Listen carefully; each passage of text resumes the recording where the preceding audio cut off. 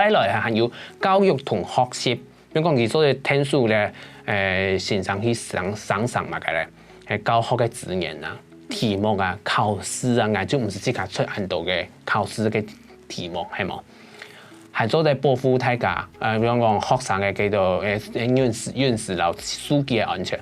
不過還有一隻就講金融服務嗬，比如講大家咧下當然會投資。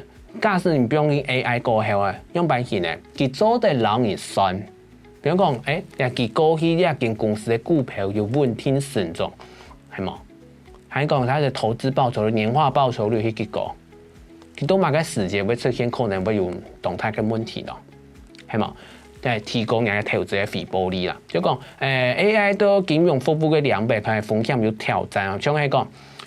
因為你動到嘅資料都本佢過後，你即個銀行嘅金融數據然後院士，按用辦法保護，唔會本人知道，它要怎麼變成那個去個人化、去個資化、去識別化，韓國 AI 嘅技術應用按用辦法相互來遵守那個金融嘅法律嘅要求。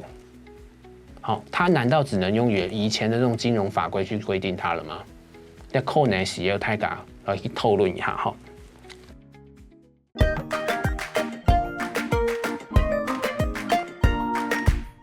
第三則，金融服務，金融服務，金融服務，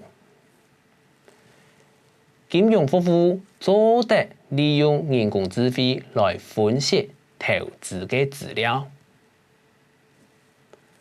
金融服務可以利用人工智慧來分析投資的資料。再來，還有一隻，就一般賣嘅東西哈，咩做得用到係分析你的銷售能力嘛。娛樂老文化，比如講，佢做得推薦講係樣式創造、藝術創造，嚇，你用嘅 AI 算法，然後大量嘅天陽，然後嘅劇本嘅分析數據過後咧。聽數咧拖延啊、編劇啊，來去撲出一部好咧嚇，大家都同好嘅戲劇，有可能嘛？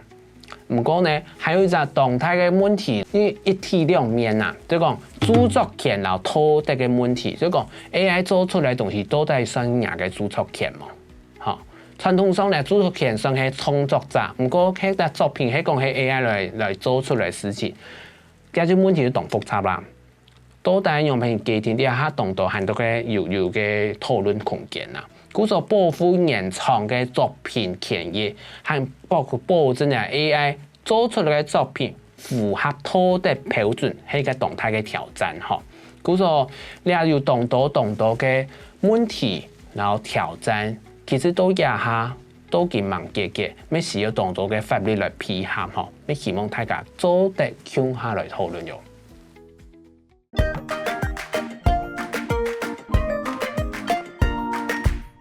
第四則，著作權，著作權，嚟睇下南西煙。著作權，著作權，著作權，一下嘅社會近來更重視著作權。嚟睇下南西煙用版言講。一下嘅社會近來更重視著作權，一下嘅社會近來更重視著作權。現今的社會越來越重視著作權。